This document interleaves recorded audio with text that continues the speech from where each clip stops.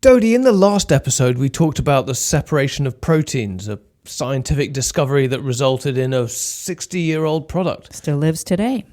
It made me think of another milestone that happened around the same time, and it's got to do with a specific Chinese hamster that changed everything. Oh, was this a pet of yours in 8th grade, or what's the story here? This is even more important than my pet, Belina. Maybe you know the story of Henrietta Lacks. Yes, I did read that book, and she was the lady who went into Johns Hopkins Hospital in Baltimore. She had cancer. This was in the early 50s, and samples of her cervix tissue were taken by scientists while she was there. She didn't know it then, but her cells started an important cell line that is still used today in biomedical research. Terrific story. Exactly. Famous, well-known, that's her. And that actually leads us into the story of hamster ovary cells and why they matter. Welcome to Discovery Matters. I'm Dodi Axelson. And I'm Conor McKechnie.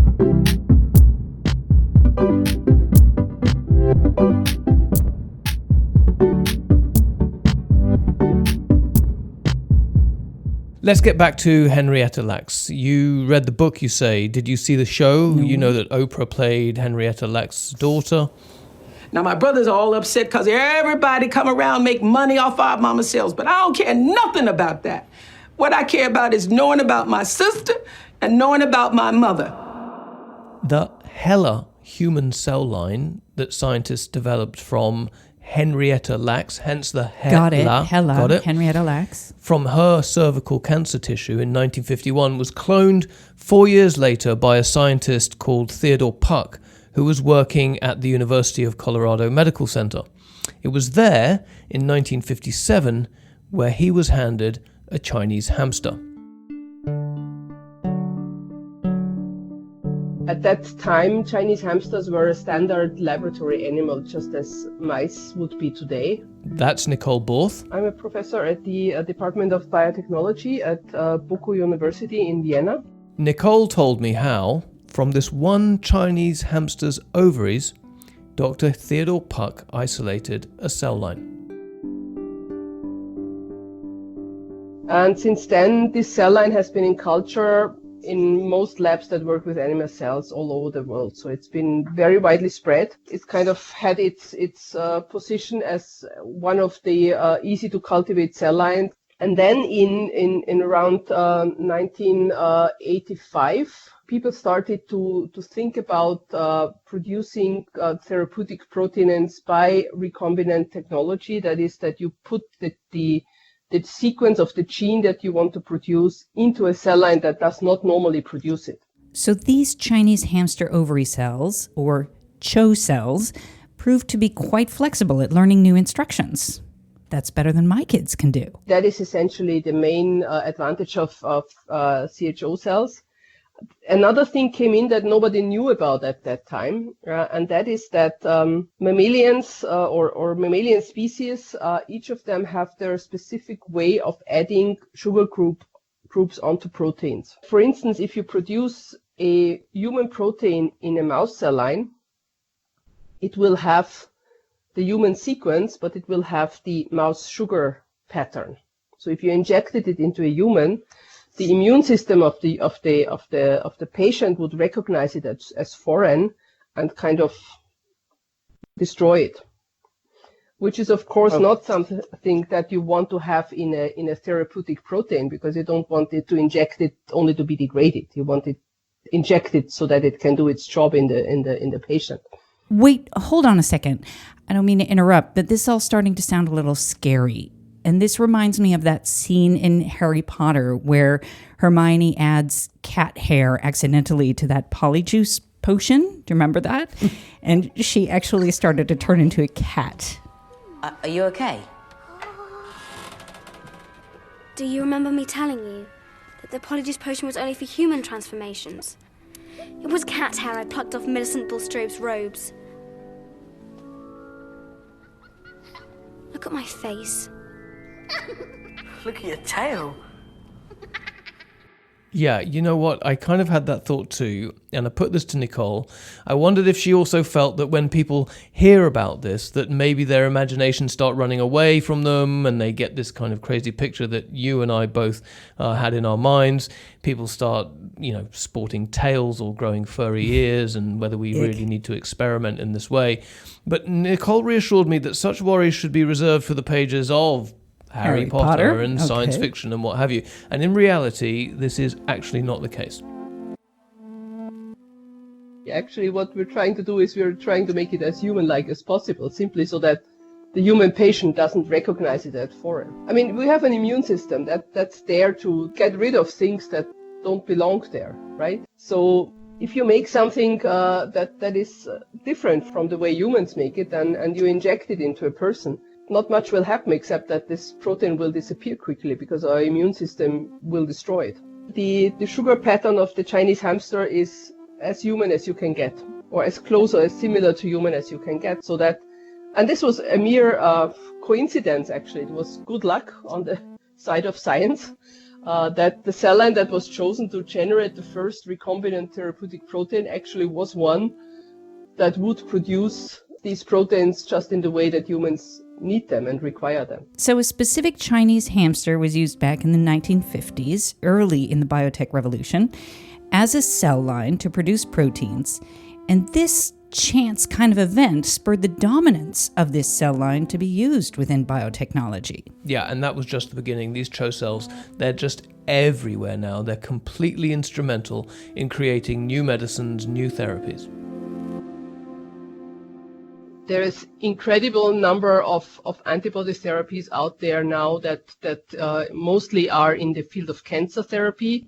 There are some out that are starting to generate more and more revenues that are dealing with rheumatic diseases. There's one treatment there where essentially patients, they receive one injection every half year and essentially are pain-free. And I mean, everybody knows someone in the family who's suffered from that kind of disease, and it's been a very painful thing to have. And now with this kind of treatment, a lot of patients that would not respond to any of the traditional medication can really benefit. And how many people do you suppose know that they have a Chinese hamster to thank for that? Well, not that many, I suppose. If we leave Nicole in Vienna and just look out of the window from here where we are recording in Uppsala, we can see buildings, laboratories, where the echo of that one Chinese hamster still rings out, where CHO cells are being grown and reproduced in huge bioreactors. How does that work exactly? You have kind of a vial of frozen cells. And if you want to create a cellular factory of sorts to produce a new protein, you need to take this vial and then you just culture it in glass flasks to reproduce more cells. And then in order to get it to produce a therapeutic protein, you need to introduce a DNA molecule that codes for that protein molecule into the cells. Today you can actually synthesize this. You know the code for this specific protein. This is Daniel Ivansson. So I'm a senior research engineer working within the bioprocess R&D out of Uppsala in Sweden. Daniel's day-to-day consists of designing and conducting experiments. Randomly integrated into the genome of those cells. Then what you have to do, since this is a random process, not all cells will introduce the molecules.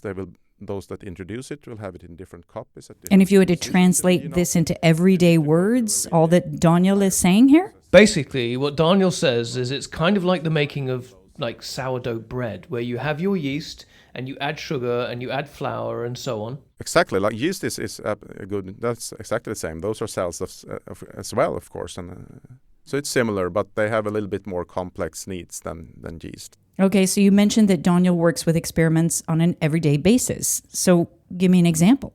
A lot of that things is actually cut and paste. You try to you cut up a DNA molecule, you paste in a new DNA molecule in that, and you purify that, and then you have that molecule and you want to introduce it into your CHO cell. You have your cells and you actually mix it with DNA, and you use a high electric field to kind of create a small hole in the cell so that those DNA molecules can enter the cell. And so yeah, you have a lot of different machineries and you manipulate liquids, and you go from this tiny kind of volumes when you're working with the DNA molecules, which is a microliter volume, and then if you kind of culture the cells, you can go up to hundreds of liters. So it's a big span. Today, with the technologies we do have, I mean, biology is becoming an engineering discipline. We can start to, if not create, at least change and design life, as if you will, to do useful things for us. So yeah, I mean, when we do new DNA molecules, we're actually changing life. Absolutely. Okay, all right. So now this is actually starting to sound less like Harry Potter and more like an old Twilight Zone episode. How do you mean? Well, there was this famous old episode where two astronauts found a tiny race of little people, no bigger than ants, and one of them goes mad with power. Well, what do you think I've got here now? A whole race of little people. They're scared, Fletch, petrified, and so they do what they're told. To a god. Because of the discovery, and he starts to think of himself. Oh, okay, as so I get it. God. What you're thinking about here is ethics. And I suppose I'm thinking about how Daniel knows that he's doing the right thing, how he's not going to go down the same road as Peter Craig from the Twilight Zone and his God complex. Well, in fact, Daniel reflected on this when I talked with him. So what we are doing is kind of a pretty well boxed in. I mean, we are trying to design life, then, if you will, to be better at producing a therapeutic drug. And we are doing that, as I said, with an isolated cell line that is just growing in the lab. That those cells will never be released into the environment and so on. So I mean, it's pretty boxed in. But if you think bigger of it, of course, it has. If you start talking about applications on humans or animals in the wild, it's a whole different thing. But yeah. So what's next? Well, for Daniel, there are two major things. And both comes back to the fact that today treatments are becoming more and more personalized. So you need to develop more different drugs, and they need to then be also cost effective, because normally biotherapeutics are quite expensive. So how can we develop those drugs quicker, and how can we produce them at a lower cost? So then there are two things. One thing is to make CHO cells that are much more efficient at integrating those DNA molecules that are needed to produce the cells. So that means that we want to develop efficient cells where the process is not random when integrating the DNA molecules. It is targeted, so that we know it comes to the same place every time, and that same place is highly active for producing the proteins. So that's one thing. The other thing is about the yield, and then you would like to kind of change the CHO cell with modern techniques such as you heard about genome editing and CRISPR-Cas9 and those things. You will like to change the genome of the cell so that it becomes even more efficient at producing proteins. So that's another big area for CHO cells. Those two things together, making it much more efficient at developing cells that produce, and those cells should be able to produce at a much higher level. So Daniel is saying that he would have a really large volume of CHO cells, but that he would be able to personalize them, and that it's possible to have that personalization on a massive scale. Do you want to produce many different protein drugs, more than it has been done in the past? In order to do that process of developing those cells that produce those proteins must be much quicker and cheaper. And you would also like it to be cheaper to produce the proteins. And that had several important impacts. I mean, the manufacturing environment will be different. It used to be that you have a blockbuster drug that you want to produce in metric tons, for example. And then you have manufacturing facilities that are built for the sole purpose of developing or producing that particular drug. Huge tanks that are run in the same way every time. Now what will probably happen is that you need to have flexible manufacturing sites where you produce many different drugs throughout the year. And then comes that in order to make the most out of such a factory, you will like every single molecule that you want to produce, that you can do that in the shortest possible time.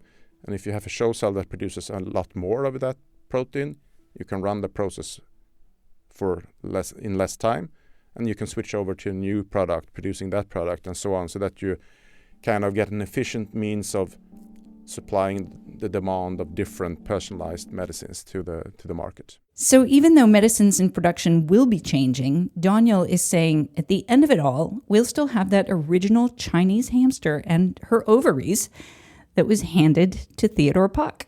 There are attempts to try to see, okay, should we change the cell to something else? Even there are also thoughts, do we need a cell at all? Can we take out the most important process from the cell and make that possible within it? But I definitely think that we will use cells for many, many years to come. And CHO cells is kind of, since it is so heavily entrenched in the area, I think it will be used. And with the technology that is coming today, that you can start really changing things, it doesn't really matter what you start with, because you can mold it into something different. You could start with a human cell, you can start with something else. The engineering principles will basically be the same, and you will create something new. So the CHO cells of the future will not really be CHO cells, even though you started out from those CHO cells. They will be something different, a new life form. Well, that's it for this episode of Discovery Matters. We hope it makes you look differently at hamsters forevermore. Rate us on your podcast app and share the love by sharing this podcast. Thank you for listening.